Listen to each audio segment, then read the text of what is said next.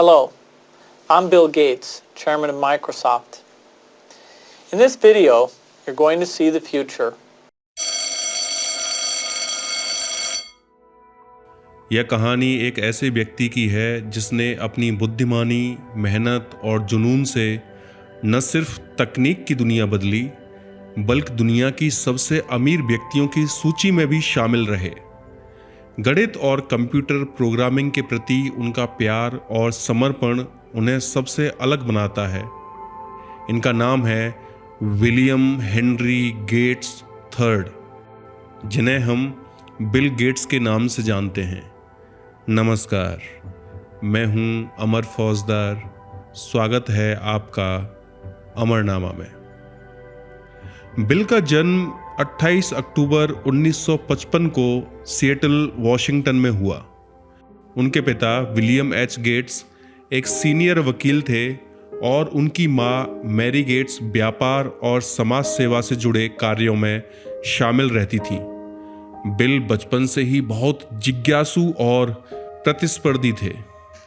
Bill ने Lakeside school नामक private school से पढ़ाई की। यह स्कूल काफ़ी प्रचलित था और बिल जैसे काबिल छात्र के लिए इससे बेहतर कोई जगह नहीं हो सकती थी। 1969 में जब वे हाई स्कूल में थे, उसी साल अपोलो 11 ने चांद पर कदम रखा।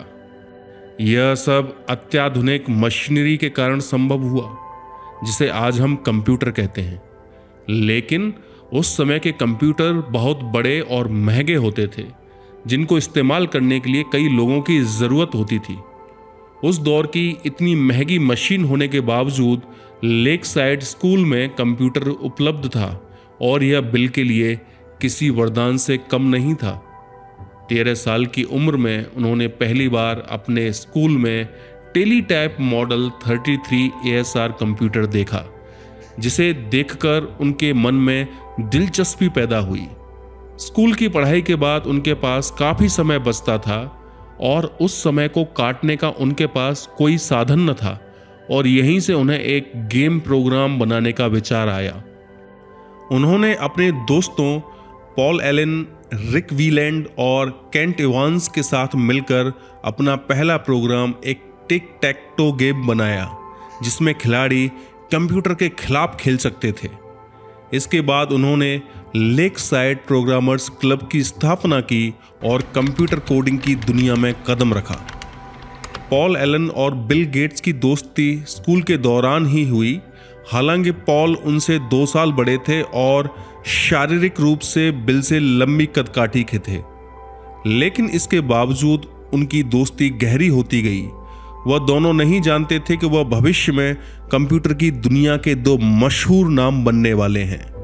1970 में अपने हाई स्कूल के दौरान ही बिल और पॉल एलन ने कंप्यूटर सेंटर कॉरपोरेशन की कंप्यूटर प्रणाली में एक कमी ढूंढ निकाली और उसके एवज में मुफ्त में कंप्यूटर सीखने का समझौता कर लिया। यह अनुभव उनके लिए अमूल्य साबित हुआ। इसी दौरान उन्होंने ट्राफोडेटा नामक प्रोजेक्ट बनाया, जो उनका पहला व्यावसायिक प्रयोग बना। 1973 में बिल ने लेकसाइड स्कूल से ग्रेजुएशन किया और हार्वर्ड विश्वविद्यालय में दाखिला लिया, जहां उन्होंने एक पैनकेक सॉर्टिंग एल्गोरिदम विकसित किया, जो 30 वर्षों तक सबसे तेज समाधान रहा। लेकिन उनका असली जुनून पढ़ाई से ज़्यादा कंप्यूटर लैब में समय बिताने में था। 2 साल बाद 1975 में उन्होंने एक पत्रिका में ऑल्टेयर 8800 कंप्यूटर के बारे में पढ़ा। यह देखते ही उन्होंने पॉल एलन के साथ मिलकर इसके लिए बेसिक प्रोग्रामिंग भाषा विकसित करने का दावा किया, जबकि उन्होंने वास्तव में इसे तब तक नहीं बनाया था। लेकिन जब मेट्स कंपनी ने उनसे इसे दिखाने को कहा, तो उन्होंने तेजी से कोड लिखकर उसे सफलतापूर्वक प्रस्तुत किया। इससे प्रभावित होकर मेट्स ने उन्हें ऑल्टेयर बेसिक बनाने के लिए रख लिया। इसी सफलता के आधार पर 4 अप्रैल 1975 को उन्होंने माइक्रोसॉफ्ट कंपनी की नींव रखी। शुरुआती दौर में माइक्रोसॉफ्ट और एप्पल साथ काम करते थे। माइक्रोसॉफ्ट ने एप्पल II और मैकिन्टॉश के लिए सॉफ्टवेयर बनाए, जिसमें वर्ड और एक्सेल जैसे प्रोग्राम शामिल थे। लेकिन जब 1985 में माइक्रोसॉफ्ट ने विंडोज़ लॉन्च किया तो जॉब्स को लगा कि गेट्स ने एप्पल के ग्राफिकल इंटरफेस की नकल की है और यहीं से उनके रिश्ते में खटास आने लगी। The only problem with Microsoft is they just have no taste. They have absolutely no taste. And what that means is, I don't mean that in a small way, I mean that in a big way. They don't think of original ideas, and they don't bring much culture into their product. I am saddened, not by Microsoft's success. I have no problem with their success. They've earned their success, for the most part. I have a problem with the fact that they just make really third-rate products. Microsoft ने Windows launch किया जिसने दुनिया में computer के उपयोग का तरीका ही बदल दिया। इसके बाद माइक्रोसॉफ्ट ने सॉफ्टवेयर उद्योग पर कब्जा कर लिया और बिल गेट्स महज 30 साल की उम्र में दुनिया के सबसे अमीर लोगों में शामिल हो गए। बिल अब तक पूरी तरह से कंप्यूटर की दुनिया में खोए हुए थे, लेकिन फिर उनकी मुलाकात मेलिंडा फ्रेंच से हुई। 1987 में न्यूयॉर्क में एक ट्रेड फेयर के दौरान बिल और मेलिंडा पहली बार मिले।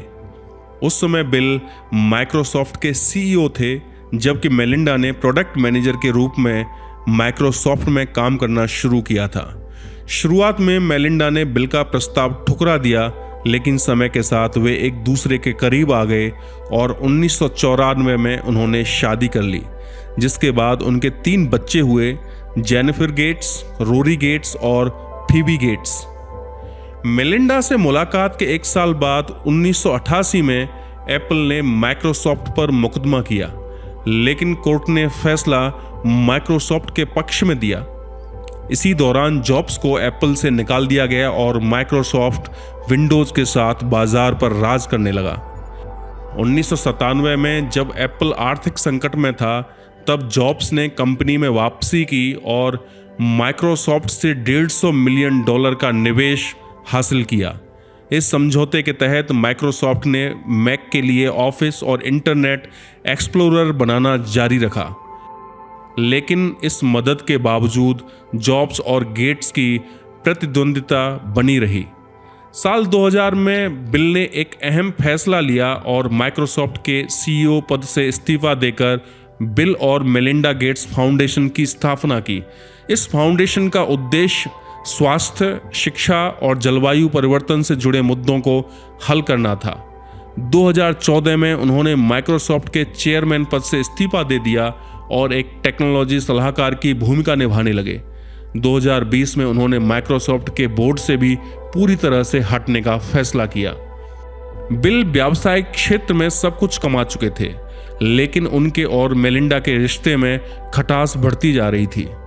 बिल और मेलिंडा के बीच मतभेद होने लगे, जिसके कई कारण थे, जिसमें एक कारण था बिल का माइक्रोसॉफ्ट की ही एक एम्प्लॉय के साथ रिलेशनशिप, और इसी के चलते 2021 में बिल और मेलिंडा ने अपनी 27 साल की शादी को खत्म करने की घोषणा की। मेलिंडा को संपत्ति में $76 बिलियन मिले, जिनका उपयोग उन्होंने लैंगिक समानता और परोपकार के लिए किया। हालांकि दोनों ने अपने फाउंडेशन को मिलकर चलाने का फैसला किया। मेलिंडा से तलाक के बावजूद वे दोनों पारिवारिक आयोजनों में साथ नजर आते हैं और अपने बच्चों के लिए एकजुट रहते हैं। बिल गेट्स ने 2022 में पाउला हर्ट के साथ एक नया रिश्ता शुरू किया। पाउला ऑर्केल और HP के पूर्व CEO मार्क हर्ट की पत्नी थी। दोनों को कई सार्वजनिक आयोजनों में साथ देखा गया।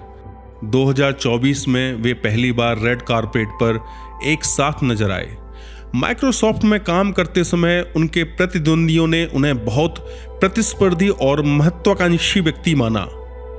उन पर एक और विवाद यह था कि उन्होंने अपने बिजनेस पार्टनर पॉल एलन की माइक्रोसॉफ्ट में हिस्सेदारी कम करने की कोशिश की, जब एलन कैंसर का इलाज करा रहे थे।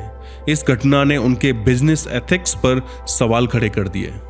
बिल गेट्स के नेतृत्व में माइक्रोसॉफ्ट ने बहुत तरक्की की, लेकिन उनके एम्प्लॉयज उन्हें एक सख्त और ज़्यादा मांग करने वाले बॉस के रूप में याद करते हैं। वे अक्सर अपने कर्मचारियों से बहस करते थे और उनकी आलोचना कभी कभी कठोर लगती थी। हालांकि कुछ लोगों का मानना था कि उनकी यह सख्ती ही उनकी तारीफ करने का तरीका था। वे उन्हीं लोगों की आलोचना करते थे जिनसे वे ज़्यादा उम्मीद रखते थे। 1995 से लेकर 2007 तक के समय बिल गेट्स दुनिया के सबसे अमीर इंसानों की सूची में अव्वल रहे। बीच में सूची में उनका स्थान ऊपर नीचे हुआ, लेकिन ये वह साल थे जब बिल गेट्स बुलंदियों पर रहे। विंडोज़ 95 के बाद माइक्रोसॉफ्ट ने अपने ऑपरेटिंग सिस्टम्स में कई सुधार किए, जिसमें सबसे लोकप्रिय रहा 2001 में आया विंडोज़ XP, जिसने उपभोक्ता और प्रोफेशनल वर्जन को एक साथ लाकर इसे सबसे लोकप्रिय ऑपरेटिंग सिस्टम बना दिया। आज भी विंडोज़ नए अपडेट के साथ और अधिक सुरक्षित व आधुनिक बन रहा है। बिल के जीवन का एक दिलचस्प हिस्सा है जिसको उन्होंने नाम दिया है थिंक वीक। 1980 के दशक में बिल ने थिंक वीक की शुरुआत की, जहां वे साल में 2 बार एक हफ्ते के लिए पूरी तरह से अकेले रहते हैं। पहले वे अपनी दादी के घर में समय बिताते थे, लेकिन बाद में उन्होंने पैसिफिक नॉर्थवेस्ट के एक दूरस्थ केबिन में इसका स्थायी ठिकाना बना लिया। थिंक वीक में वह किताबें, रिसर्च पेपर और मेमो पढ़ते हैं ताकि नई तकनीकों और भविष्य की संभावनाओं को समझ सकें। इस वीक के जरिए उन्हें रोजमर्रा के कामों से दूर रहकर महत्वपूर्ण फैसलों और योजनाओं पर विचार करने का समय मिलता है। इस दौरान वे महत्वपूर्ण रणनीतियां बनाते हैं, जिनमें से कई माइक्रोसॉफ्ट के बड़े फैसलों की नींव भी बनी है, जैसे इंटरनेट एक्सप्लोरर का विकास। वे बाहरी दुनिया से पूरी तरह कटे रहते हैं, सिर्फ ज़रूरतों की चीज़ साथ रखते हैं। थिंक वीक से बिल गेट्स को नई सोच विकसित करने और दुनिया को बदलने के लिए नई तरीकों की खोज में मदद मिली। यह परंपरा आज भी उनके जीवन का अहम हिस्सा बनी हुई है। बिल गेट्स की कहानी केवल एक तकनीकी क्रांति की नहीं, बल्कि एक असाधारण सोच वाले व्यक्ति की भी है, जिसने न केवल एक सफल व्यवसाय खड़ा किया, बल्कि अपनी संपत्ति का बड़ा हिस्सा दुनिया को बेहतर बनाने में लगा दिया। आज भी वे अपने विचारों और कामों से दुनिया को प्रभावित कर रहे हैं। उनका मानना है कि सिर्फ पैसा कमाना ही सफलता नहीं, बल्कि उसका सही उपयोग करना असली उपलब्धि है। मैं आशा करता हूँ इस कहानी से हमें जो सीख मिलती है उसे हम अपने जीवन में अपनाएंगे और तरक्की करेंगे। आपने इस कहानी को इतने प्यार से सुना, उसके लिए बहुत बहुत शुक्रिया।